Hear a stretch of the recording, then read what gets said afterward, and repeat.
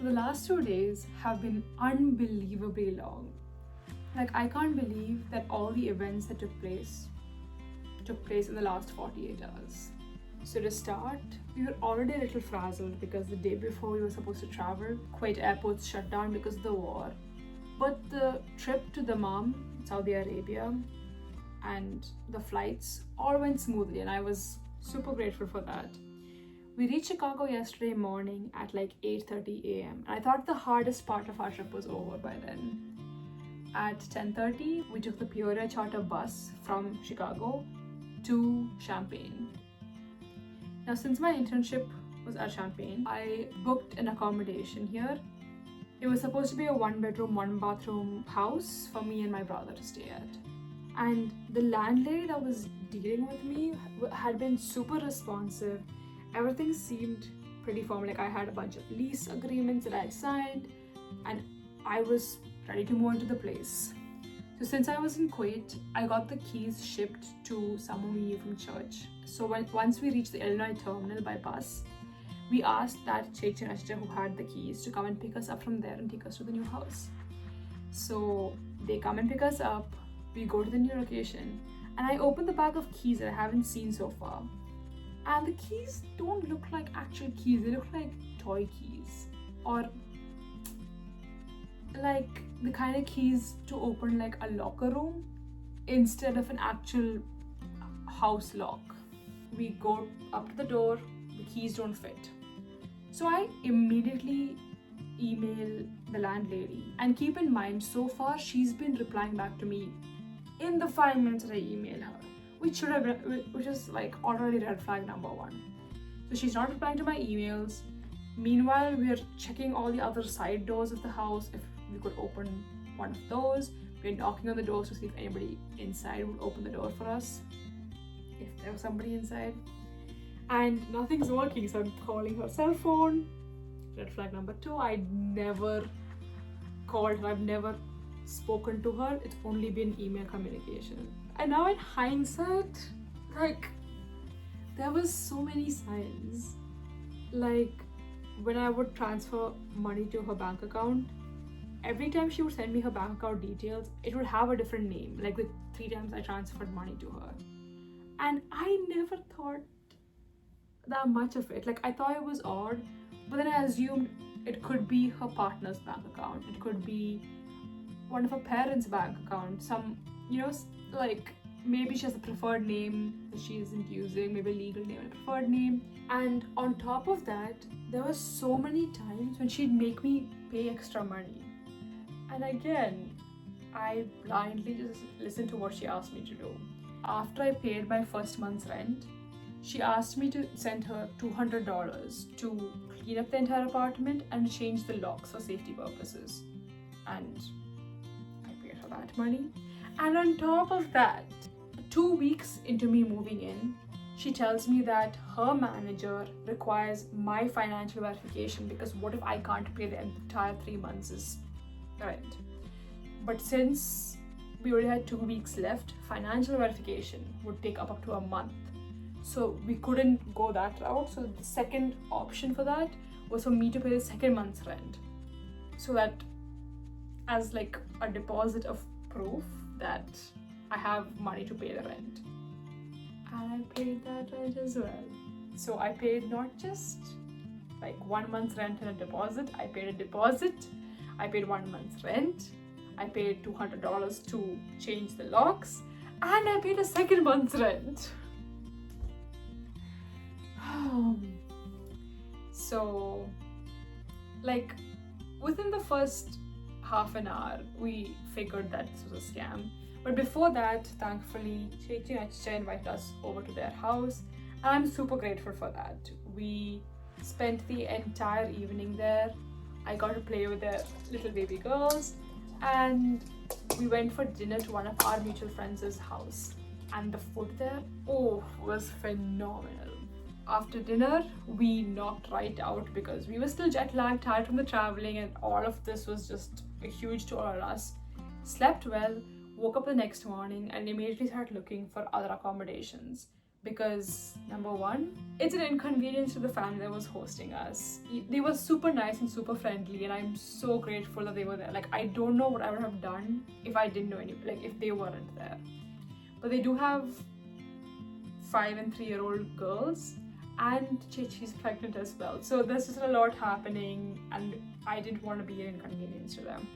And secondly, I started work on Monday, and my workplace was way too far away from this place because they lived in a little suburban neighborhood where there was no bus access.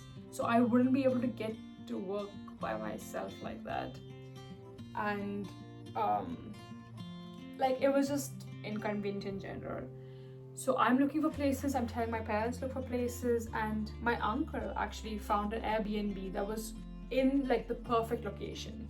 It's 20 minutes from the college and my community college my brother was attending, and it's 20 minutes from my workplace. So it fit perfectly, but it is a 2-bedroom accommodation and it is extremely expensive. So this can't be our long-term solution. But for the time being, we moved in. So today afternoon, we got to move into this Airbnb. So we moved into the Airbnb, super nice place, but we decided to start like getting 2 things because we're already so delayed in our plans. We go grocery shopping, we take a bus, and we go to Neiman's to get some groceries. First time buying a whole grocery list for a week by myself, and wow, things are expensive. But anyways, after we are done shopping, we look for buses to come back, and then we realize that it's summer, it's not the school year anymore where you have buses running till 2 a.m. The buses stopped at like 6 p.m. Not all the buses, but the buses to the internal routes to where we live. So we took a 10-minute bus to the airline terminal, and from there we had to walk 30 minutes. And of course, the second that we start walking, it starts raining.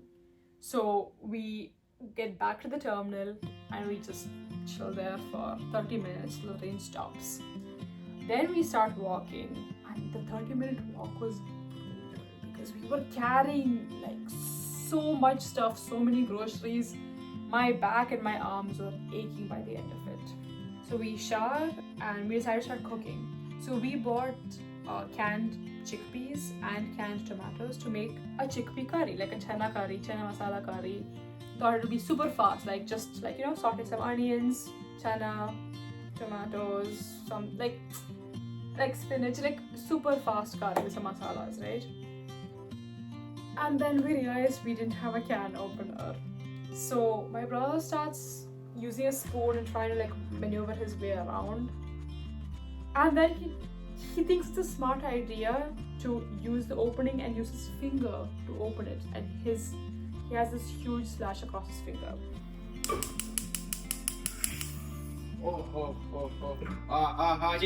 What? Thankfully, it wasn't too deep. But like with everything that happened, this was just like I could not deal with anymore. So I just gave up on chana masala.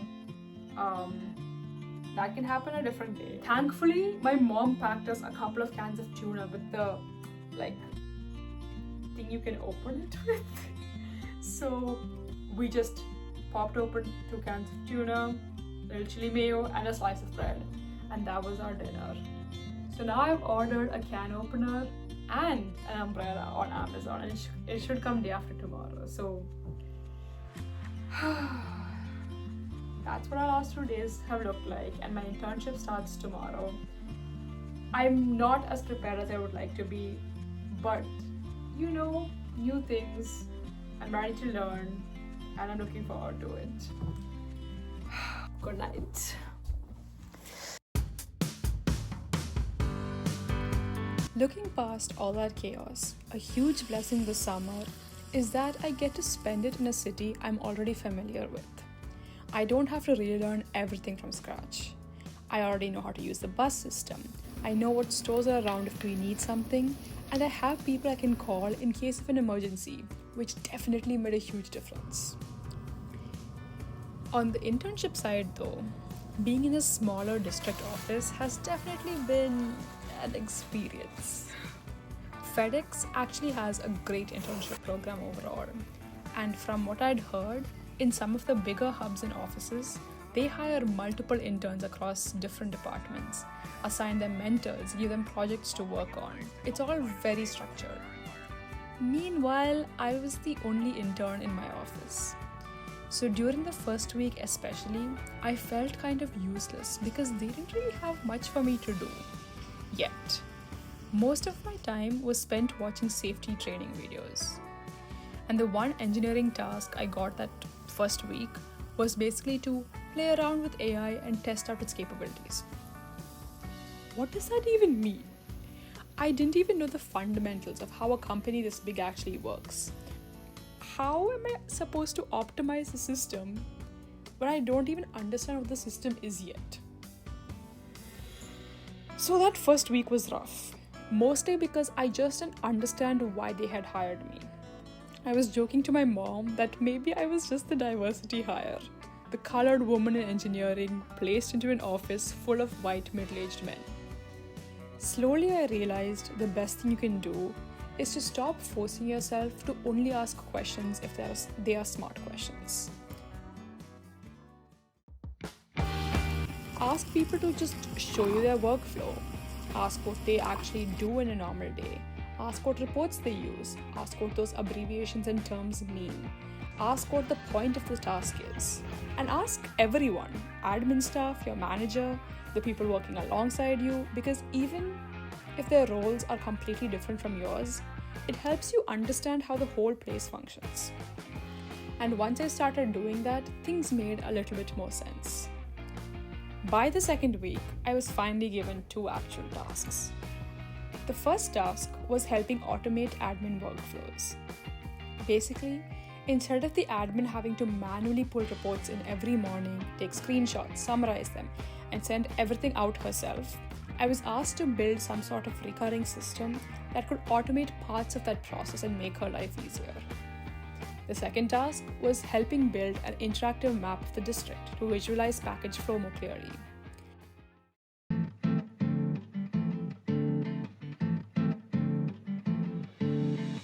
Those tasks sounded a little intimidating at first, especially considering I had just finished freshman year and did not exactly feel qualified to be building systems for a company like FedEx. Having access to the internet and to AI makes such a huge difference because you can teach yourself so much. Working on those tasks felt so much better than just being told to play around with AI because there was an actual goal. It made me feel like I was finally doing something real. And I think that whole experience has also made me think a lot about how weirdly powerful your decisions become once you start growing up. I know that sounds dramatic and also a little cliche, but it's true. When you're younger, so much of your life is decided for you. Your parents decide where you live, what school you go to, what kind of environment you grow up in. And yes, you still make choices as a kid. Your friends, your hobbies, little things that shape you. Chana curry part 2 with a can opener this time. But the overall direction of your life still feels pretty predetermined. Now, everything feels different. It feels like every small decision suddenly has way more power than it used to.